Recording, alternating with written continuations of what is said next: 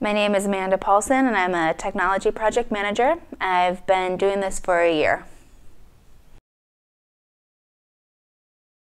My dad is a career high school math teacher, things like pre-calculus and geometry. My mom was a hairstylist, but also a small business owner. Not only did my dad get to come to sports practices after school, but he had the whole summer off, so we got to spend tons of time together. And for my mom, being a small business owner is really hard work. It's a lot of hours, and it can be pretty demanding. She tried to get to everything she could and have a good life outside of work, but being a small business owner is a little bit more challenging. My parents were definitely the kind of parents where it was not a question whether I got A's in school or not. That was expected. And it was also expected that I go to college and be successful in college. High school for me was good. It was a little interesting because I went to the high school where my dad was a teacher, so I kind of had this family legacy before I got there, even though I didn't have other siblings that went to the school. I played sports, I played volleyball, and I played softball. I was a cheerleader, but I also liked to have fun with my friends, and it was pretty typical high school experience, I think. I wouldn't say I struggled academically. I scored really well on a calculus exam one time that was kind of an all-state math test, and I was one of the highest grossing girls, so I was pretty stoked. I was always a little bit advanced in that area. I never wanted it to be my primary area of focus, though. Math really was a tool for other things. I can still remember, being in calculus in high school and doing some kind of long problem where it was use this formula to determine some real life scenario about a Ferris wheel or something. And this light bulb went off in my head oh, that's why I've been learning this whole time. This really does apply to real world scenarios and might be useful for me later in life. I've never been too thrilled about English class. I wouldn't say that I struggled so much, but writing is just not something that I want to spend a lot of time doing. I have a lot of problems with what I feel like are sometimes rules that don't make sense that have to do with English, so that was never my favorite subject. But certainly developing good writing habits and developing a good baseline of writing skills is absolutely essential. I always had part-time jobs in high school. I had to support myself, if I wanted to drive a car and if I wanted to buy new clothes and if I wanted to eat out with my friends. So I had a part-time job. I was a hostess at an Italian restaurant, which was a really fun job to have. I played softball for a couple years. I was a cheerleader for a year, and I played volleyball for a year. So I dabbled in a few different things. I was never super great at any of them. For me, team sports were much more about the community. It's much more about the bus ride to get to the game than the actual game for me. So, at a certain point when it gets really hyper-competitive in high school, that's when it was time for me to bow out. I had no idea what I was going to be. I thought I was going to be a financial planner. I thought I was going to help rich people donate their money. I wanted to be a philanthropy consultant for a while. I thought I might be a teacher for a while. So I definitely went through a lot of iterations of maybe I'll do this or maybe I'll do that. And in the end of the day, kind of didn't know. So I just treaded lightly and tried to make the best decisions I could, leave my options open. For me, there was never really much of a choice. I just kind of always knew that I would go to college. It just felt like what I was supposed to do after high school. I didn't feel strongly about where I went to college. I knew I wanted to go to a university. I wanted to go somewhere where I was going to be challenged, where it was, a place where I could really grow and develop. And I just knew I would go.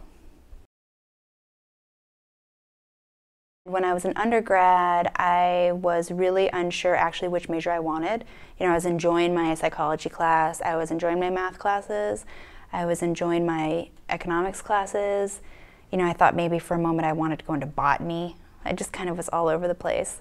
And my grandpa actually said to me, if you can go to the business school, you should.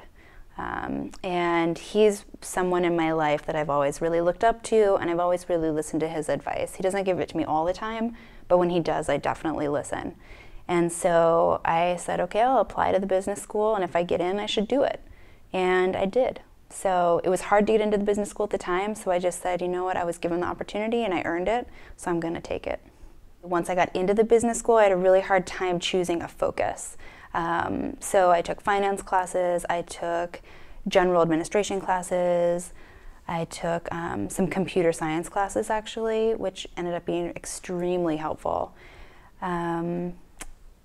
And I couldn't really decide. I ended up doing a retail management certification, so it wasn't a full minor, but it was an extra kind of angle to my degree. So I chose to have a business major because I knew that it would leave my options open and it would give me a really good foundation of skills that would be applicable in any industry or in really any career path that I ended up choosing to go into. You know, in retrospect, maybe I should have really been thinking more seriously about my career direction at the time, but I wasn't. And I wanted to, you know, I was paying all this money to go to college, and I wanted some skills that were going to be valuable on the other side. I knew that I could read about history in my spare time. I knew that I could talk about philosophy with my friends and really get that kind of cultural enrichment that you want in college outside of the classes that I was taking. So, you know, my roommates in college were history majors, and they were philosophy and English majors, because that was really interesting to me. But what I wanted from actual school were some really solid skills that would help me in my career. I had a lot of financial aid, actually, and I took out a lot of loans. I did it myself. I had a little bit of help from my parents, but you know, I'm still paying it off now. But it was totally worth it, and I just did whatever I needed to do in the time to make sure that I could keep going. And so in the time, that meant I was working and I was taking out loans for myself.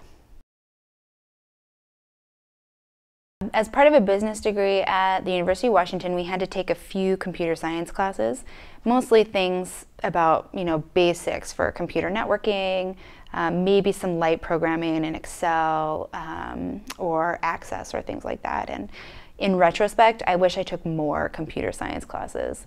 I learned a lot on the job, and sometimes it's not easier. When you're in school, you just get so much more bang for your buck. You're learning so much more at a much quicker pace.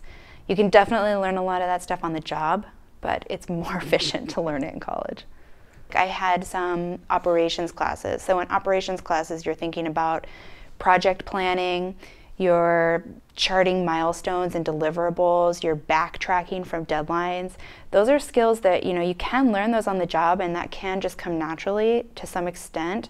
But to have somebody lay out to you how to do that work in a really efficient manner will save you a lot of trouble. Between college and becoming a tech project manager, I have a little bit of an interesting background probably. Straight out of college, I actually did some campaigning work. You know, I was just out of college and had all this energy, and I was excited about making a difference in the world. So I took a nonprofit campaigning job during a political season, and that was exhausting. And then after that, I actually took a job as an office manager in a website development company. So little did I know that would actually prepare me a lot for my future. I only worked there for about 6 months, but it was an intense learning crash course into the tech world and into the kind of project management that goes behind building websites and really polished, professional, beautiful websites for Silicon Valley companies. That's the kind of place where I was at. So I was there for about 6 months before I actually decided to make the jump into a nonprofit. I wanted something that was a little bit more friendly at the time. And at the nonprofit, I quickly realized that what they really needed was help around technology. And I had a natural aptitude. I knew a little bit about how computers ran and how to fix them just from being, you know, a kid at the time. And, you know, it was really at a point where the organization needed it, and I was ready to grow, and I was ready to really just take on all kinds of things. And so at that nonprofit, I became a database administrator, and later I became an IT director after a series of promotions. It was a really lucky and exciting time to be there. We doubled in size, and a lot of that was through investment in technology. So I just had crash course after crash course in different technologies. We're talking building websites, building web tools, building databases, designing and building feature requirements for new database modules, upgrading servers and building cloud network infrastructure, all kinds of things. So I did that for about 8.5 years, actually. And it was an awesome experience and a great place to work. After a while, I was just ready for a new environment, new changes, and was really inspired by all of the action and all the energy in the tech scene in Silicon Valley. So I took a break for a little while and then started really using the project management skills that I'd honed as an IT director and kind of a bootstrapping nonprofit, and translating those into rapidly growing companies that need tech project management. So that's how I've made the jump. After I decided to leave the nonprofit, I think I had a unique opportunity to take a step back for my career and really think about what I wanted to do next. I was able to take some time and evaluate what things did I really love about my job, what things did I didn't like about my job that I wanted to let go of in the next phase of my career. I certainly wanted to bring the skills that I had learned into the next phase of my career, and when I thought about it, what I wanted to do was build new tools, build new things, help companies develop the things that they want to develop. And my background at that point just really became IT.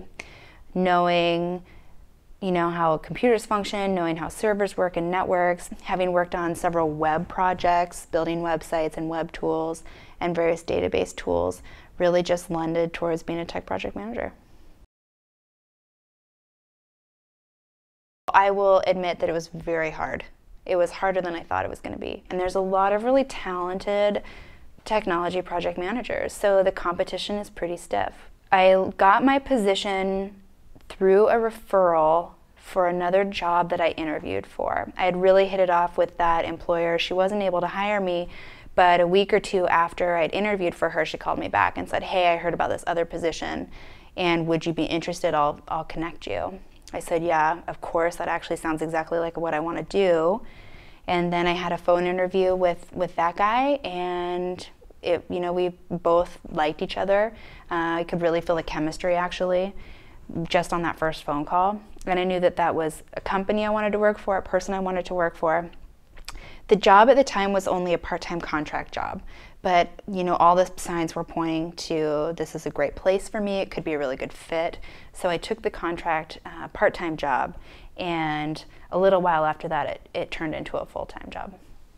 I think that the woman who referred me was impressed with the fact that I'd done a wide variety of tech projects and that I could really be trusted and relied upon to deliver on a variety of different things. It could be a web tool, it could be an infrastructure project, or it could be a database project.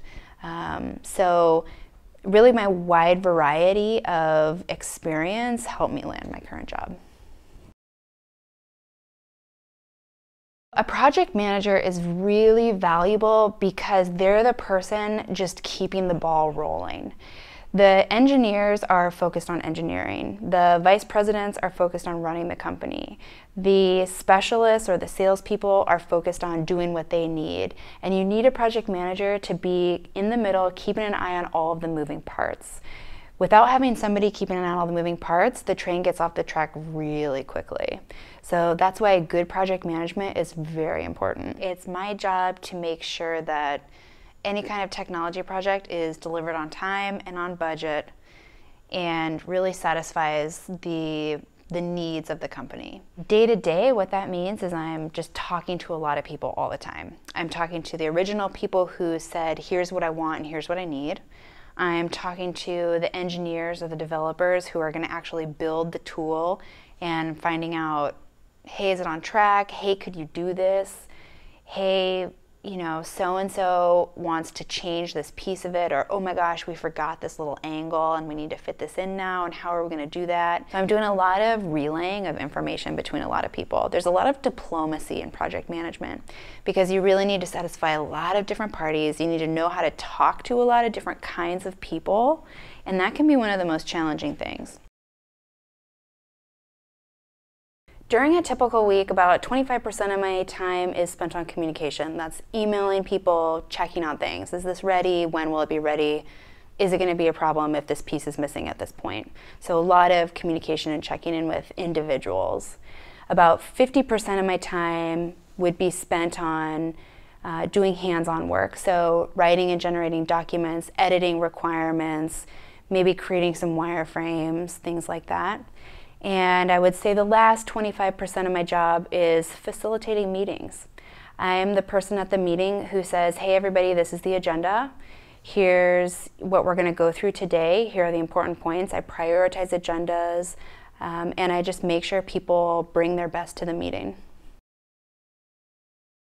On a regular basis, I interact with vice presidents and executives who have ideas and have organizational priorities about what we're going to accomplish this year. I work with other project managers and specialists within my company who understand the needs of our users, and I work with developers and who are facilitating getting our new platforms and products online. Being a tech project manager is a great fit for me because I have a technology background and I love seeing really big visionary ideas come to fruition. I love making things happen, and I love satisfying needs of people within a company or people in the marketplace. I am totally motivated by having a giant goal that at sometimes feels really unattainable, but knowing that there's going to be a moment where I can just see the path to the end.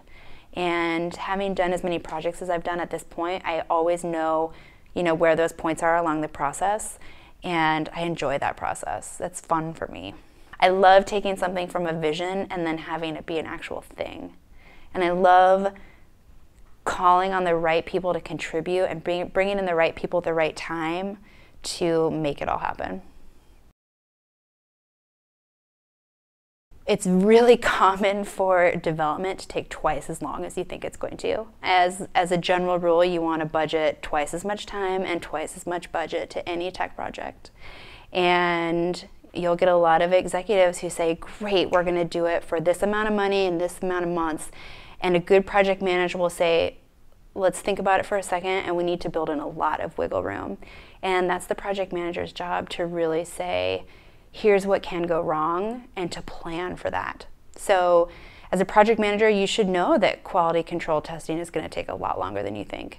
And it's your job to convince everybody that the timeline needs that buffer room. Other things that can go wrong, people who are on your project team can leave. I've seen that really hurt big projects.